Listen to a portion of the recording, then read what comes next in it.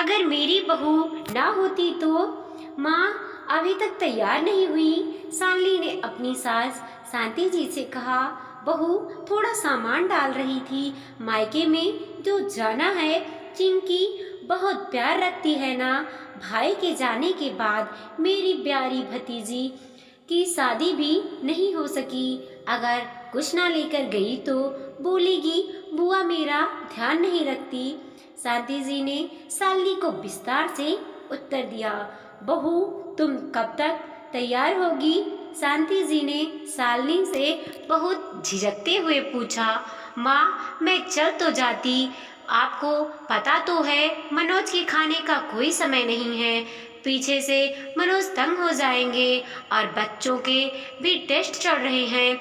शालिनी ने उत्तर देते हुए कहा। शालिनी और उसकी सासू माँ शांति में गहरा प्यार था। जब भी वह कहीं जाती तो साथ में जाती। शांति जी शालिनी के बिना पूछे कोई कार्य नहीं करती और शालिनी भी अपनी सासू माँ से हमेशा सलाह लेती। सब रिश्तेदारों में भी इन सास बहू के खूब चर्चे थे। आज शांति जी शालिनी को साथ चलने की बहुत जिद कर रही थी। जैसे कि सासू माँ का मायका दूर नहीं था और शादी भी दिन में ही संपन्न होनी थी, इसीलिए रात को वापस आना तय था। पति देव से बात करके और सब प्रबंध करने के बाद आखिरकार शालिनी सासू माँ के साथ चलने को तैयार हो गई। सासू माँ भी बहुत खुश थी। पहला मायका जाने के लिए और दूसरा उनकी बहू साथ में ही थी। वह बोली, बहू बहुत धन्यवाद तुम्हारा साथ में चलने के लिए। अरे माँ आप ऐसा क्यों बोल रही हो?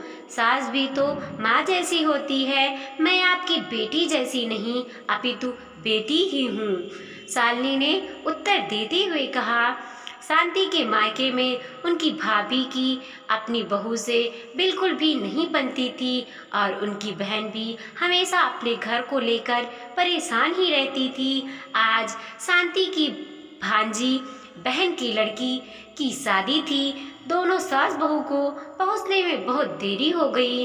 अभी दीक्षा यानी दुल्हन तैयार होकर नहीं आई थी। बहन ने शांति जी को बैठक में ले जाकर बैठाया और चाय पानी पिलाया। बारात आने में अभी कुछ घंटे बाकी थे तो शांति जी ने शालिनी से कहा, बहू अगर तुम्हें पार्लर से तैयार होना है तो सबके साथ चली जाओ। मैं दीदी और भाभी घर पर ही तैयार होंगे। ठीक है माँ, शालिनी ने उत्तर देते हुए कहा। शालिनी चिंकी को साथ ले जाकर पार्लर चली गई। वहाँ पर लड़के वालों की तरफ से भी कुछ लोग तैयार होने आए हुए थे। सभी अपना अपना तैयार हो रहे थे, कोई किसी को नहीं जानता था। तभी तैयार होने का इंतजार करती हुई 2-3 महिलाएं आपस में बतिया रही थी। लड़की का नाम तो दीक्षा है ना? सुना है दिखने में बहुत खूबसूरत है। भाभी जी को कहते सुना था मैंने कि लड़का तो नौकरी से बाहर रहता है। लड़की वालों को तो कहा है कि साथ में ले जाएगा, परंतु वह भेजेंगी नहीं। कह रही थी कि 2-2 जगह रहने का खर्च क्यों करना, एक बार शादी हो जाने दो, फिर देखना हर रोज की मसालेदार बातें सुनने को मिलेंगी। एक महिला ने दूसरी महिला से कहा और जोर जोर से हंसने लगी। चिंकी और शालिनी एक दूसरे के मुंह की तरफ देख रही थी। भाभी अब क्या करें, पता नहीं बात सच है या झूठ। चिंकी शालिनी से कहा। शालिनी ने चिंकी को इशारे से थोड़ी देर में घर चलने के लिए कहा। दोनों जल्दी से तैयार होकर घर आ गईं और शालिनी ने सारी बात शांति जी को बताई और शांति जी ने अपनी बहन को बस फिर क्या था, लड़की वालों की तरफ से 3-4 लोगों को बुलवाया गया और बात को साफ स्पष्ट रखा गया। लड़के की मां ने हड़बड़ाहट में बोला, नहीं जी, हम बहू को अपने पास रखकर क्या करेंगे, बच्चे खुश रहें, हमें और क्या चाहिए। और आंखें चुराने लगी। सबके सामने बात स्पष्ट हो गई और दीक्षा का रास्ता बिल्कुल साफ हो गया। सभी बहुत खुश थे। शांति जी की बहन ने शांति जी से कहा, दीदी आपका और शालिनी का बहुत बहुत धन्यवाद। अगर आज हमारी शालिनी बहू ना होती तो दीक्षा के साथ कुछ भी गलतफहमियां हो सकती थी। और शालिनी की तारीफ करने लगी। आज सभी रिश्तेदार भी बहुत खुश थे, क्योंकि आज उनको यह ज्ञात हो गया था कि सास बहू में इतनी गहरी मित्रता क्यों थी। एक दूसरे पर विश्वास और एक दूसरे का सम्मान करना ही किसी रिश्ते की गहरी नींव है। सास हो तो ऐसी। सोनू ब्याह कर ससुराल आई तो उसका स्वागत नई बहुओं जैसा बिल्कुल नहीं हुआ। हालांकि वो मानसिक रूप से तैयार थी इस व्यवहार के लिए, पर दिल तो बच्चा है ना, थोड़ा बुरा तो लगना ही था। ज़्यादातर रिश्तेदार गप में इस कदर व्यस्त थे कि स्वागत के लिए बाहर तक नहीं आए, या यूं कहें कि परवाह ही नहीं किया। सास ने अकेले ही पूरी रीति रिवाज और प्यार के साथ सोनू का स्वागत किया। बहू की ज़रूरत और स्वागत में कोई कमी न रह जाए इसका पूरा ध्यान रख रही थी, जो उसकी ननद यानी मिनी को हजम नहीं हो रही थी। क्या मम्मी कितनी सेवा करोगी अपनी बहू रानी का, अब रहने भी दो, मैडम खुद आई हैं और वह भी खाली हाथ। कौन सी हमारी पसंद की हैं या आने वाले वक्त में हमें पहचानेंगी भी। सच को स्वीकार करो, तुम्हारा बेटा अब उसका गुलाम है। ऐसी सोच कैसे हो गए तुम्हारे मिनी। ब्याह किसके पसंद से हुआ ये महत्वपूर्ण नहीं है, अब जो सच है उसे तुम स्वीकारो।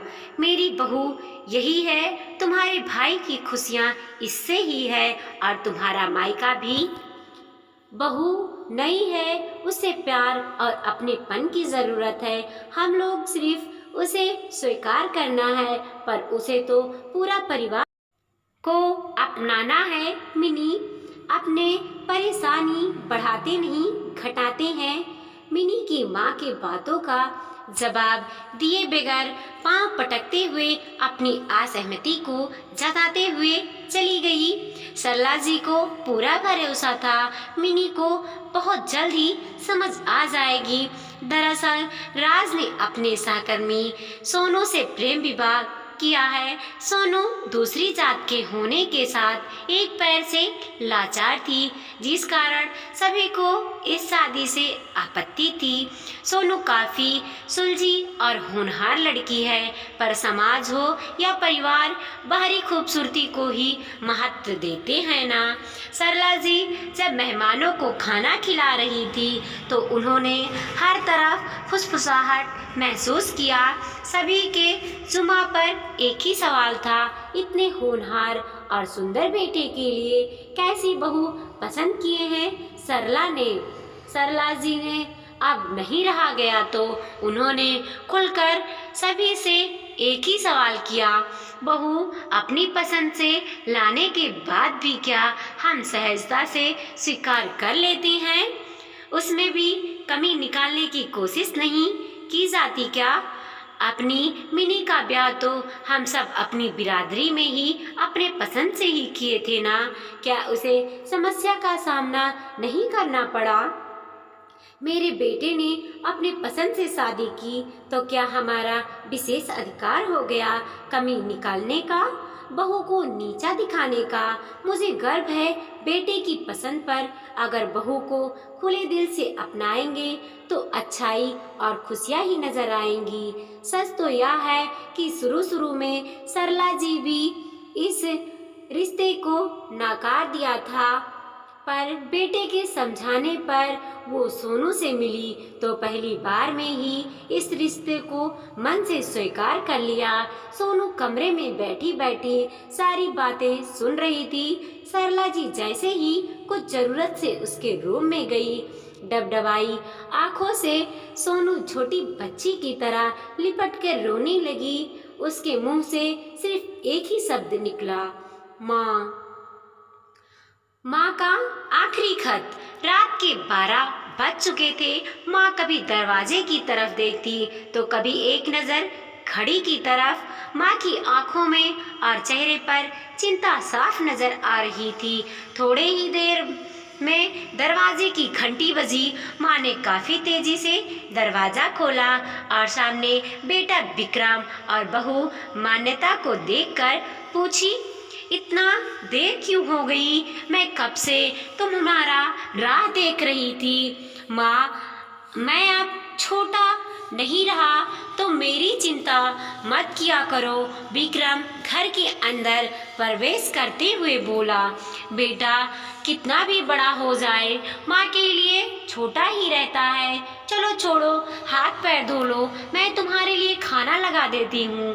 माँ ने दरवाज़ा बंद करते हुए कहा, माँ जी हम बाहर से खाना खा कर आए हैं, आप खा लीजिए, हम सोने जा रहे हैं। बहू मान्यता ने कहा, लेकिन मैंने तो तुम लोगों की पसंद की खीर बनाई है, आओ थोड़ी थोड़ी खा लो। माँ तुझे एक बार में समझ नहीं आता क्या? तेरी बहू ने कहा ना, हम बाहर से खाना खाकर आए हैं, क्यों परेशान करती हो? जा तू खीर खा ले और सो जा और हमें भी शांति से सोने दे। माँ अकेले कैसे खीर खा सकती थी और उसे बिना खाए नींद कैसे आ सकती थी, क्योंकि बेटे के इंतज़ार में उसने कुछ भी नहीं खाया था। वह किचन में गई, एक गिलास पानी पिया और अपने रूम में चली गई। सुबह 10 बजे विक्रम की आंखें खुली। बाजू में मान्यता अभी भी सो रही थी। विक्रम हॉल में आया तो लैपटॉप के पास रखी एक चिट्ठी पर उसकी नज़र पड़ी। यह चिट्ठी किसकी हो सकती है? यह देखने के लिए उसने चिट्ठी खोला कर पढ़ना शुरू किया। मेरे लाल, तू सोच रहा होगा कि एक ही घर में रहते हुए ये चिट्ठी क्यों? मैं तुम्हें बोलकर भी ये बात बता सकती थी। हाँ, बता सकती थी। अगर तू मेरी बात सुनना चाहता तो किसी एक्सप्रेस गाड़ी की तरह तू आता है और कुछ ही पलों में निकल जाता है। खैर वो सब जाने दो। कल तुम्हारा जन्मदिन था, इसीलिए मैंने खीर बनाई थी। सोचा कम से कम आज के दिन साथ में बैठकर खाना खाएंगे, मगर मैं यह बात भूल गई थी कि मेरा बेटा बड़ा हो चुका है तो अपने दोस्तों के साथ पार्टी करके खाना खाकर आया। चलो, मुझे इस बात की खुशी ही हुई मेरी दवाइयाँ ख़त्म हो गई हैं। मैंने कुछ दिनों पहले तुझे दवाई की एक चिट्ठी दी थी। अगर वक्त मिले तो वह दवाई मुझे ला कर देना, मुझे थोड़ी राहत हो जाएगी। विक्रम को याद आया कि 4-5 दिन पहले माँ ने एक दवाई की चिट्ठी दी थी। उसने अपने ऑफिस के बैग में जाकर उस चिट्ठी को तलाशा और उसे खोल कर देखा। उसमें लिखा था, मुझे ऐसी दवाई ला कर दो जिससे मैं अपने बेटे को भुला सकूं। विक्रम को रियलाइज़ हुआ कि मुझसे बहुत बड़ी गलती हो गई है। उसकी आंखें नम हो गई। वह तुरंत अपनी माँ के कमरे की तरफ दौड़ा। सबसे पहले उठ जाने वाली माँ आज क्यों नहीं उठी थी, देखकर उसे आश्चर्य हुआ। उसने माँ को उठाने की काफ़ी कोशिश की, लेकिन माँ एक गहरी नींद में सो चुकी थी। विक्रम के पास फूट फूट कर रोने के अलावा और कोई चारा नहीं बचा। दोस्तों, यह कहने की ज़रूरत नहीं है कि माँ बाप जीवन में कितने मूल्यवान हैं। उनके रहते ही उनकी सेवा करो, उनको प्यार करो। वहाँ चले जाएंगे तो कुछ नहीं पाओगे। वीडियो पसंद आया हो तो लाइक कीजिए, कमेंट कीजिए और अपने दोस्तों के साथ ज़रूर शेयर कीजिए। चैनल पे नए हैं तो प्लीज़ सब्सक्राइब कीजिए।